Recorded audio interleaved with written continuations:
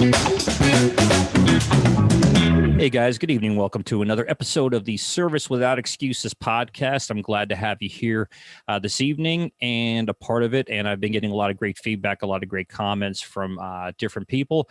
Tonight, we're going outside the box a little bit. I've got a friend of mine, and he comes from the not landscaping per se, but if you've ever gone into the back of somebody's home and you've seen this unbelievable set of pavers and I don't want to call it landscape because I know I'm using the wrong word here, but whatever this particular setup is in the back of a house, and you're like, wow, this is incredible. This is what my next guest does for a living. He works for probably just our regular everyday Joe to multimillionaires when it comes to doing their house. So he is an expert at figuring out exactly what people want to have done. His reputation is pretty impeccable. So I want to welcome Connor from All Jersey Pavers and Landscaping. What's up, brother? Good. How are you? Good, man. Good, man. Glad to have you on the guest on our podcast tonight.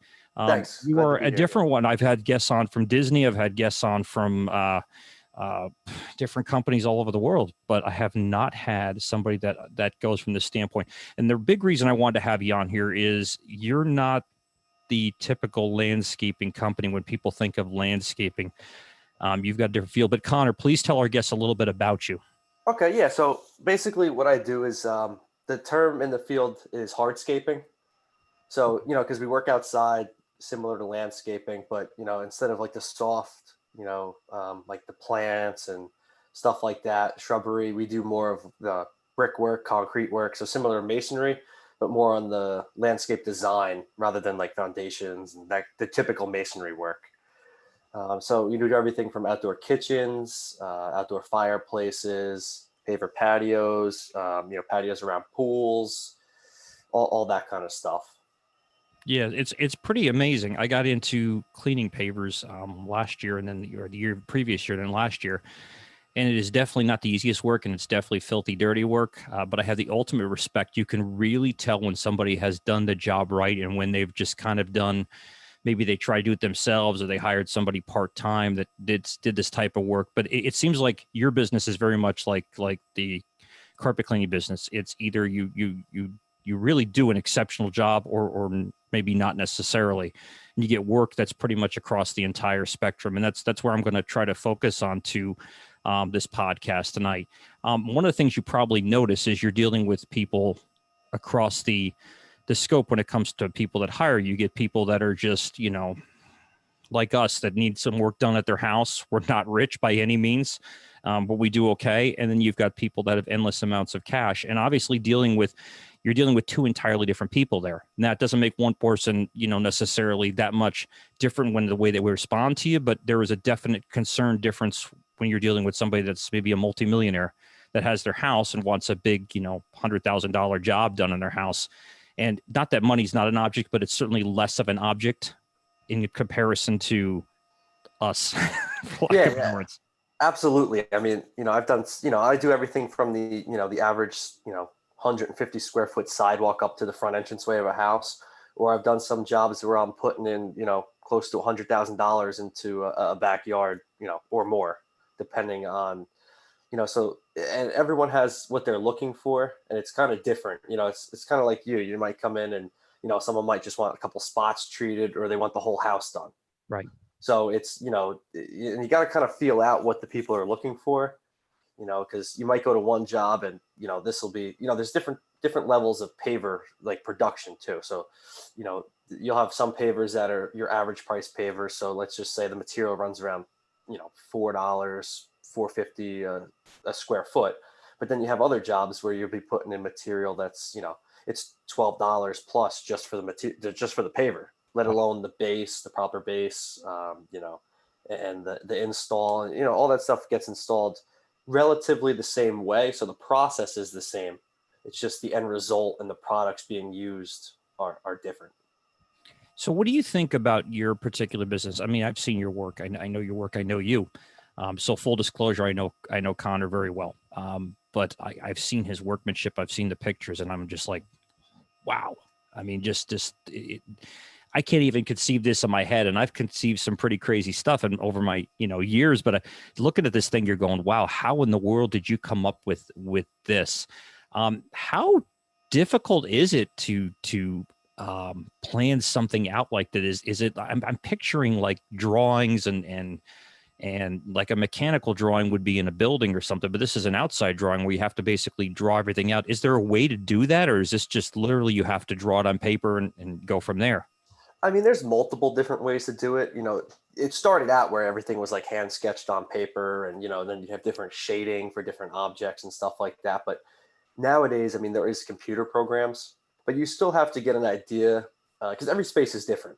Everyone's yard's different size, different shapes. So you kind of have to get a feel for what elements they're looking to put in different um, focal points. Some people want their focal point to be an outdoor kitchen, or some people want it to be a pool or an outdoor fireplace or just a sitting area. So you kind of have to figure out, how much space you're utilizing, what items you're putting into it, and then kind of come up with a plan from there. And you can get it, rendered 3D. And this way, I mean, there's some programs out there where you could basically walk through your futuristic backyard. Wow. And it's all done in color. I mean, down to the detail of, you can have like people sitting on the patio, like that's what you. And then if there's a fire feature, you'll see flames, plants. And you can even do it now where you can give a night view. So if you put low voltage lighting in at night, you can have a night view of your future patio. That's incredible. That's Yeah, absolutely so incredible. the, And oh, go ahead. I'm sorry. I said, yeah, the technology is kind of like, the sky's the limit. That's awesome. One thing I noticed is I was talking just previously before. You could tell, when somebody's really put the detail work into something when you're cleaning them. And I always say, you don't want to talk to a carpet salesman about a carpet. You want to talk to the person that actually cleans it or maintains it, because that's the person that's going to be able to tell you, necessarily how it's going to hold up from a standpoint. But I can always tell when I clean them. We do go in and we clean them and get rid of all the, usually just regular paver sand and put polymeric down afterwards. I could tell when the install is done so well. Like when you cleaned it out, it's all the seams, all the gaps are all the same. It's uncanny. And I could tell a quality workmanship job. And I think that's what kind of separates it generally in businesses. That's what separates one person from the other. It seems to be the quality of workmanship, the type of communication you have with the customer, how the communication is between the both of you. Again, when you're working in somebody's really high-end home and they have, probably some higher expectations, certainly they're spending a lot more money, so it's understandable. But you could imagine, I should say, the demand for how this is going to look, I'm sure goes up through the roof at certain points. But I would think that the communication is a big important part of why they're hiring you in the first place. Obviously, you've got reputation, you got referral business, you've got repeat business, but there becomes something that has to be above that, because you don't have to really advertise much, if I'm not mistaken. You're not a big put it out there SEO kind of guy or any of that stuff. You're a lot is word of mouth, isn't it?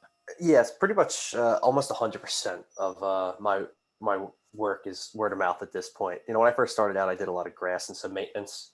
So that was a lot of advertising for that. And I've transitioned out of that because that's just a cutthroat market and it's just not where I want it to be. So, when I transitioned into this, there's it's all word of mouth now. Some of my suppliers that I buy material from, they'll, if people are asking, they'll recommend a few people, and I'm usually one of them, luckily. But that doesn't come overnight. That Yeah. takes time, and it's definitely you have to.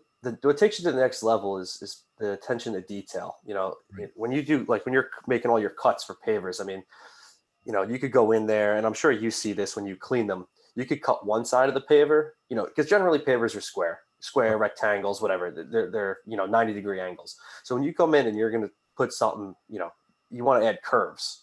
You're going to cut that. Now, if you take the time to cut both sides and figure out the layout of, you're running a border around the outside of your patio, and you want to cut every brick so that it's the same, and all your cuts are the same. So you're going to do double-sided cuts. Now you could, other things you could do is, you could throw it in there, leave spaces, and just fill it with poly sand. There's plenty of people that do that, Right. but it all depends on the quality of work and the time and the attention to detail that you're going to put into the work. Yeah, no, I could totally understand that. When you're going into a house, say, and you're absolutely right. The word of mouth standpoint, it's not even word of mouth, because I hate the word or the term word of mouth. It's really somebody putting trust in you. So you have a landscape supplier, and they say, hey, this is Call Connor at All Jersey. They're putting their neck out there, but they have the belief in you that you're going to be able to produce based on that, referral, because they wouldn't put their name out there. So that's a testament to your work, clearly, Yeah, because absolutely. they wouldn't use you or wouldn't refer you. I mean, I could tell in my hand, we try to do the best job we can, but my distributors are not in the habit of referring me per se over somebody else, just because, the competitive nature of it, they're not going to do it. But when they're going to stick their neck out and say, hey, if it was me, this is who I would use. This is a couple companies, and they're always pretty much going to ask, okay, if it was you, who would you use? Obviously your name is coming up quite a bit. And that's one of the things that gets lost. People don't realize that you can build a business based on a referral. And the referrals don't always have to be direct referrals. They can be reviews that people read about you online. They can be, simple things. They don't always have to be, that close knit to it. But people believe what they either hear or read about you. And obviously you don't have to go crazy with your marketing campaigns if you do work and it's built up on reputation. It's driven. Now, question for you. Obviously, we've been through some crazy times. You work outside, so that's a little bit easier. But obviously, with the whole pandemic going on in 2020, it has affected everybody a little bit differently. I thank God our business was actually up. We were down in certain areas, but we raised it in other areas. So it leveraged out, and we ended up having a few numbers a little bit above last year, which was, thank God. But have you noticed that this particular has really affected you, the COVID? Yeah, it's actually affected my industry slightly different than most industries. Well, definitely different than some industries like the food industry and stuff like that. At first, everyone, back March and April, early April, everyone was, kind of on the, we're not sure what we're going to do. So luckily I had some work locked in, and those people stuck with it, because like you said, it's outside. I Right. wasn't in anyone's home. So it was a little bit more flexible, and not as, people weren't as concerned about us on the property. And then all of a sudden in April, it was like a light switch. People weren't able to go away, and they realized, hey, listen, this isn't going away immediately. We're not able to go away. So then people started putting money into their yards. Right. And where we had a big problem with last year was actually supplies, building supplies. So it was like I said, it was like a light switch in the middle end of April.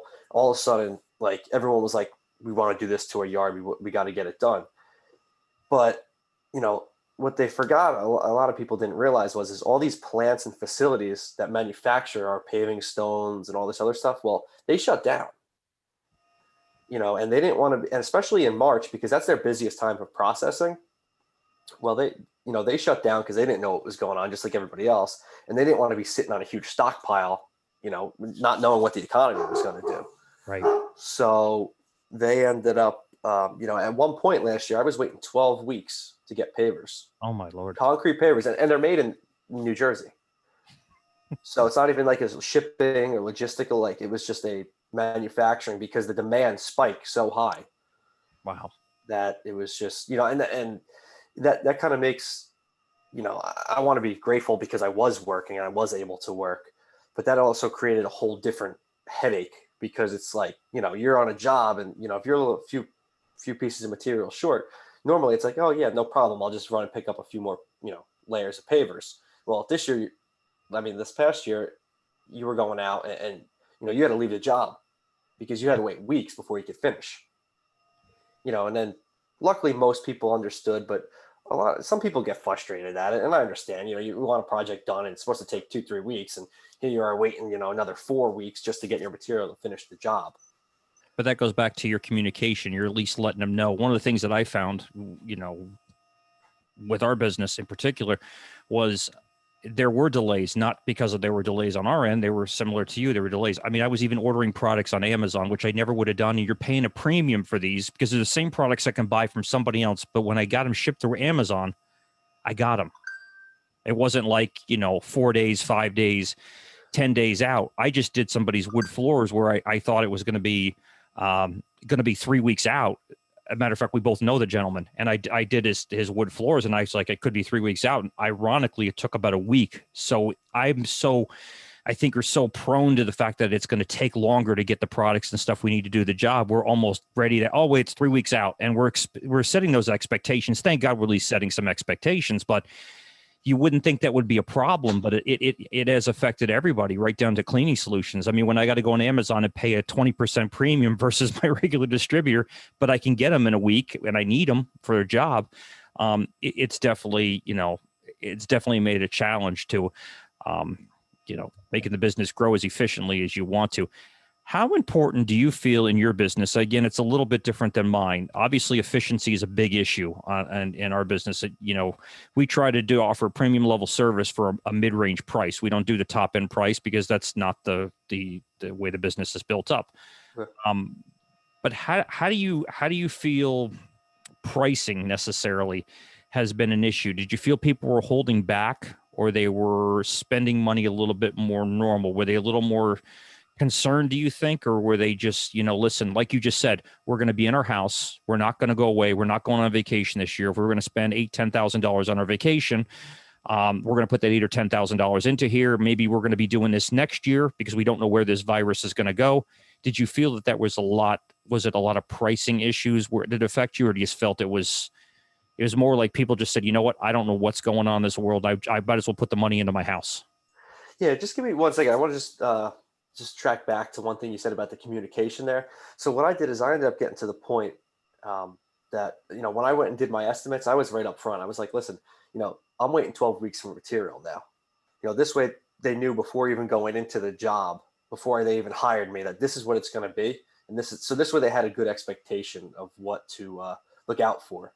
And then I put, I also added into my contract, with the whole COVID thing that, to expect delays. So this way it was right up front, for them to see. And if they had any questions or concerns about it, it was addressed before it became a bigger issue, further down the line in the process.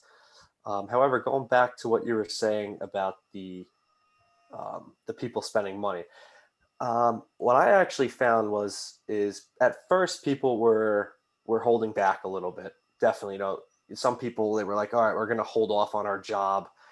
If things get better, we'll go back to it. Get back on the schedule. And I was all right with that. And most of them did come back. If I lost one or two that they held out, that was really it. But I did have a lot of people who I started the work, and during the process, they were like, oh, well, can we add this or can we add that? But once again, normally not a big deal.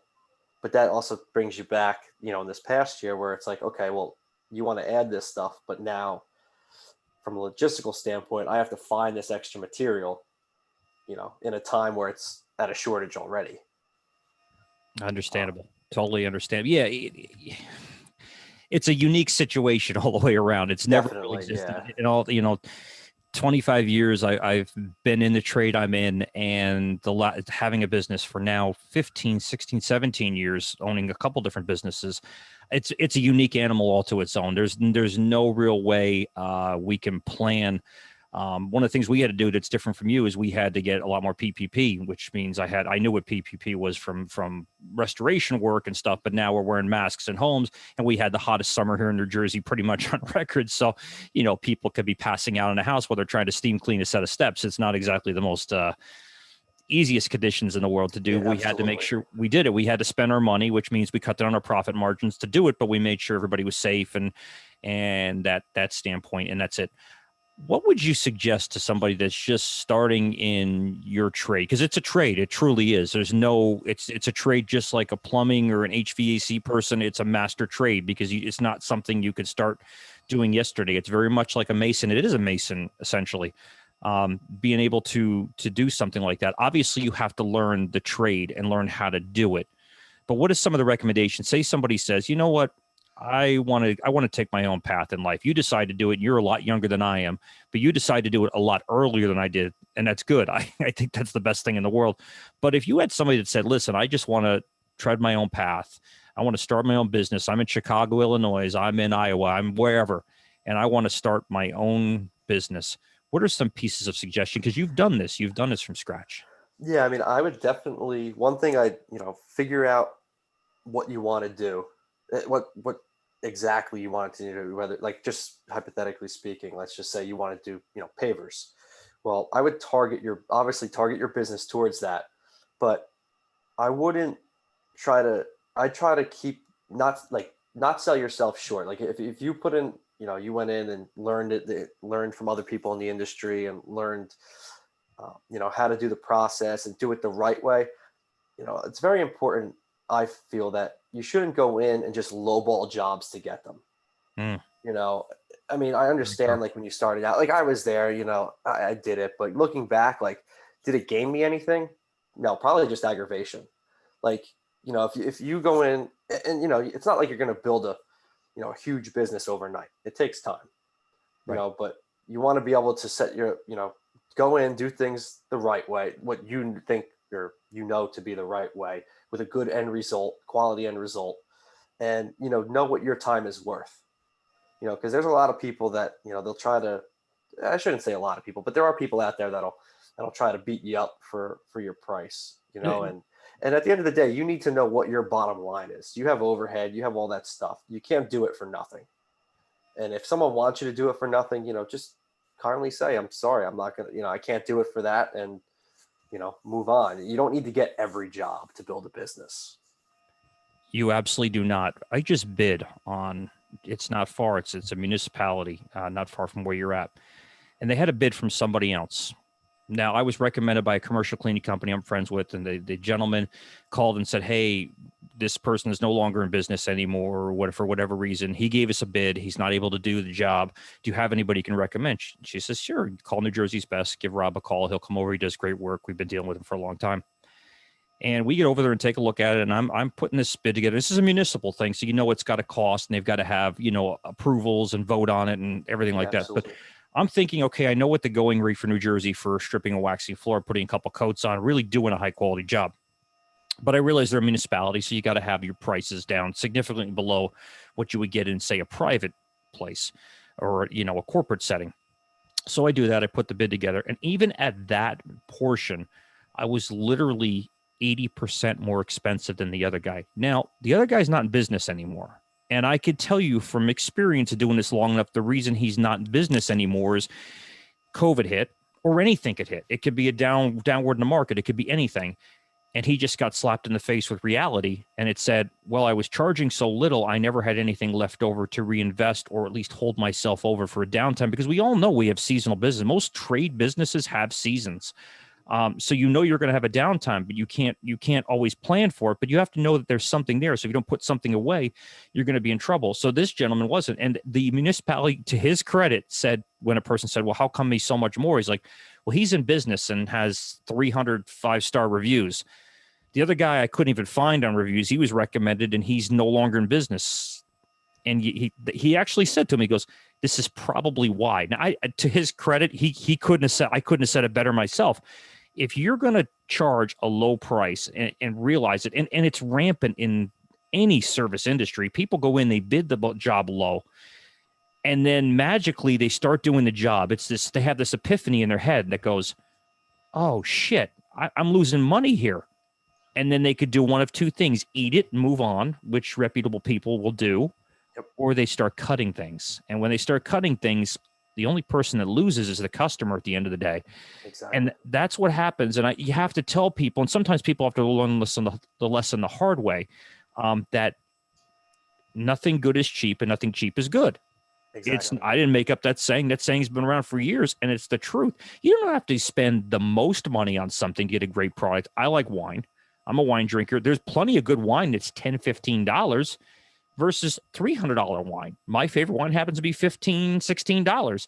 I would pay $50 for the bottle of wine because it's that good to me.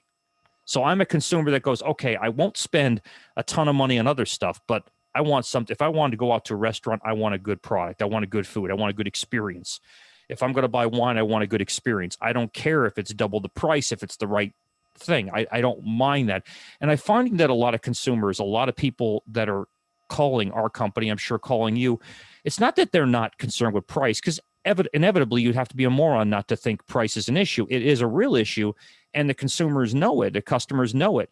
However, they're not solely basing their decision on the lowest cost, because a majority of good customers, good long-term clients, I call them clients because customers, one-time clients, keep using you over and over again, refer all their friends.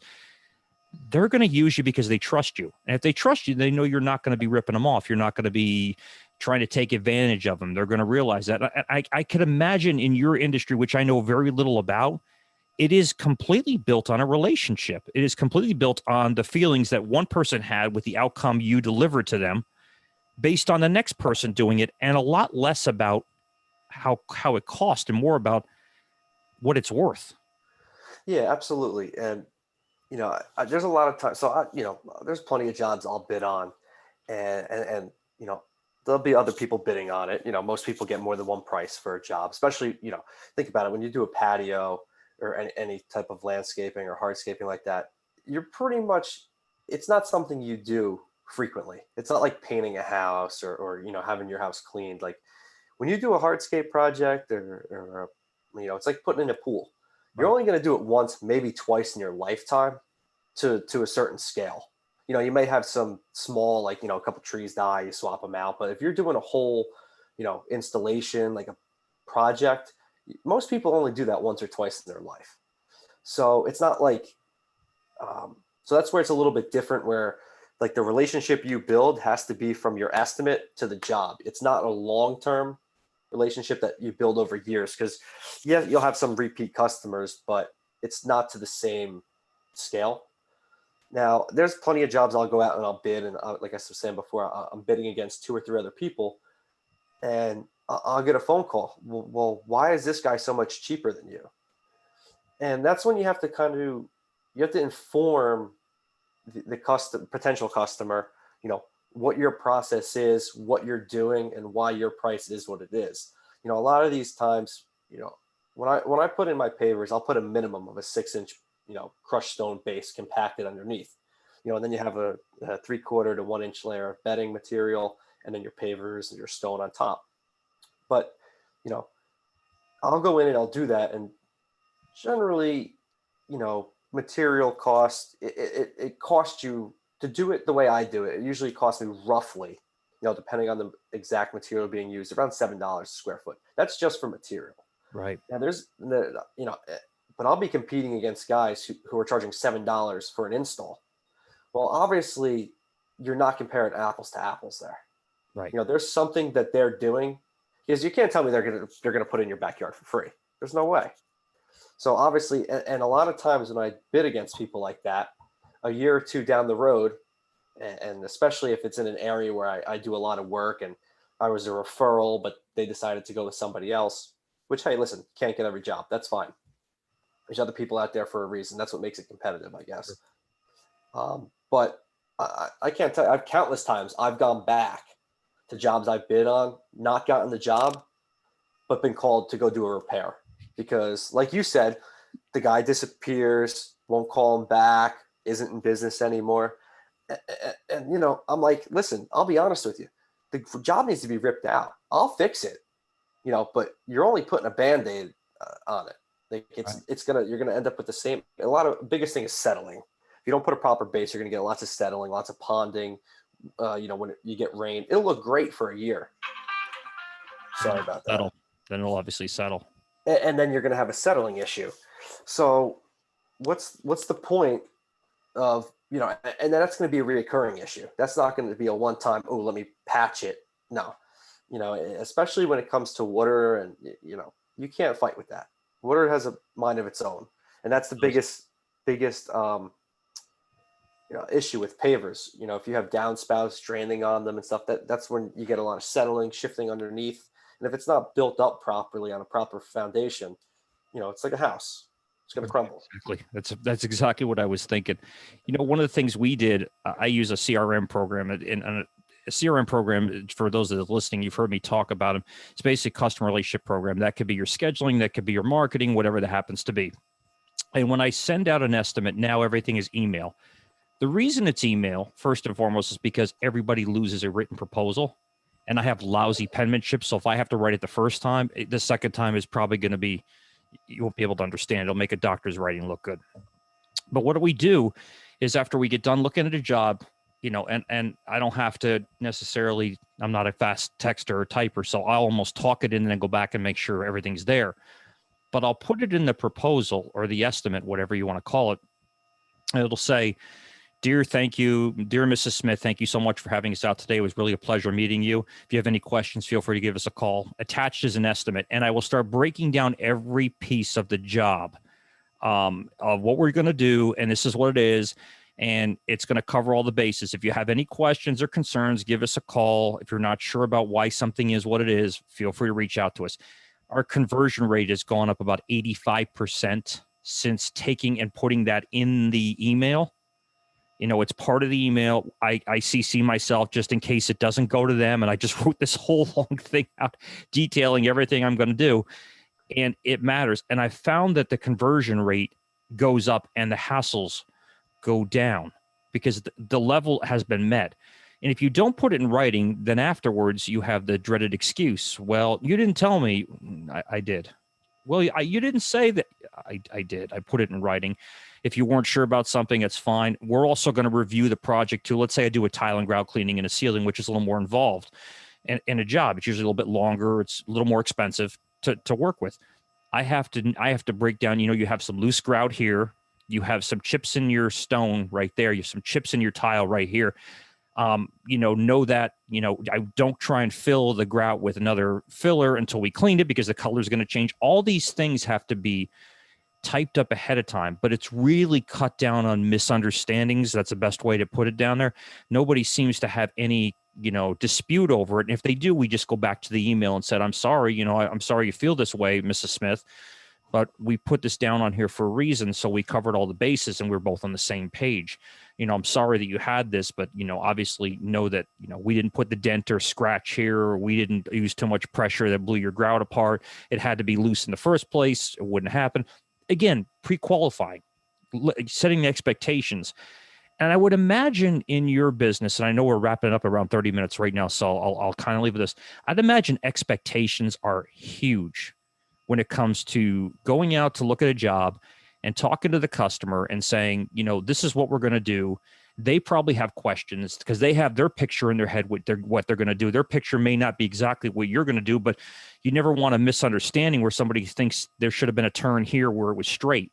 You got to be on the same page with yours a lot more than anything I do, because once it's in, it's in. So I would imagine that pre-qualifying communication and going through all the steps and making sure you're on the same page. I just have pictured nightmares in my head. I can imagine, Yes, yeah. Making sure that you're communicating correctly. And I know the theme has been a lot of communication during this. And I want you to understand, Connor does these big jobs. This is not a construction project. This is not a carpet cleaning job. This is a product that's been put down to last, possibly 20, 30 years or a generation, depending on what he's doing on. And these are real strong build outs, permanent pieces.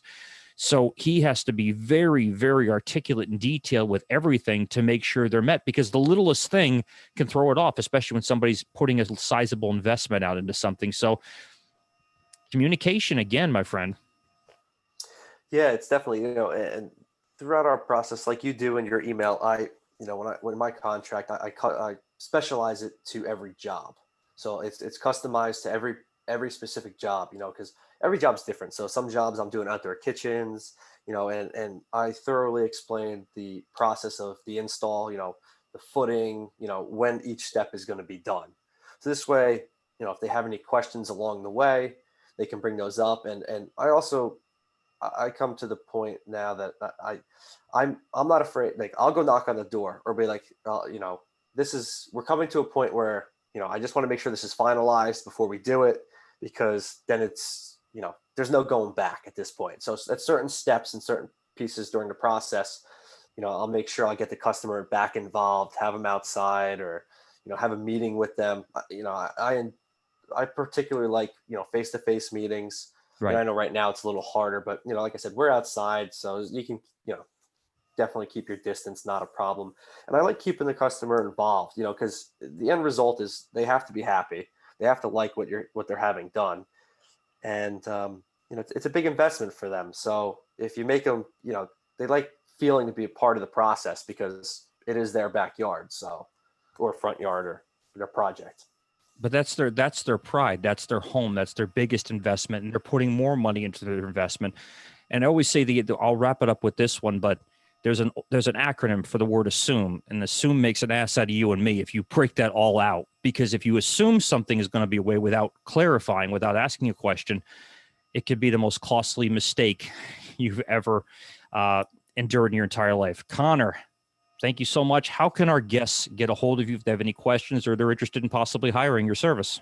So you can reach out to me. My phone number or the business phone number is 848-207-0682. You can also find us on Instagram and Facebook.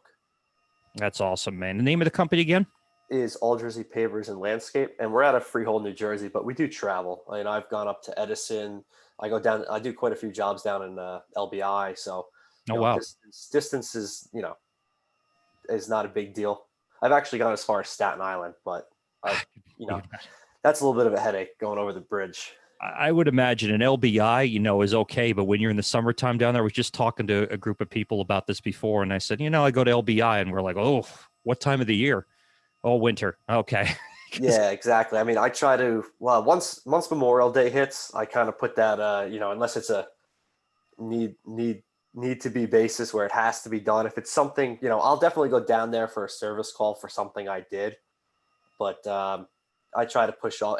A lot of those people don't want you there anyway. So It kind of works out because it's in the off season, because they're renting out. Most of those houses are rentals down there.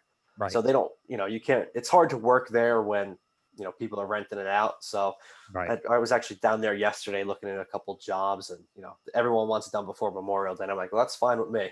It'll be done months before then because I don't want to, the traffic, forget about it. I was just down, we were just down in West Palm Beach and went through Palm Beach, which is probably, if anybody listening to this has never driven through Palm Beach, downtown Palm Beach and the houses around, you've never seen anything like this in your life. And you when the season's going on, they don't want anything. And ironically, past President Trump was coming down and his house is obviously just down the road from downtown Palm Beach.